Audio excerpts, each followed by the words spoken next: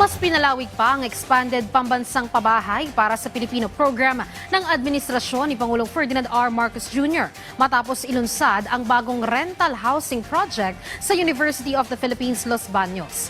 Bilang ikalimang rental housing development sa ilalim ng pinalawak na 4PH, magtatayo ng dalawang gusali na may tig-5 palapag sa Pasiano Rizal, Bay, Laguna sa tapat ng UP Rural High School. Inaasahang magbibigay ito ng abot-kayang upahan para sa mga mababang kawani ng UPLB at mga kwalipikadong informal settler families. Tinatayang makikinabang sa proyekto ang nasa 800 kawani ng universidad.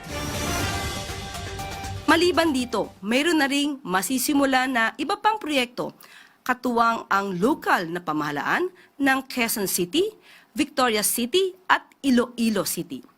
Sa pamumuno ni Pangulong Marcos Jr., patuloy ang pag-usbong ng mga programang nagsusulong iangat ang kapakanan ng bawat pamilyang Pilipino sa ilalim ng isang bagong Pilipinas.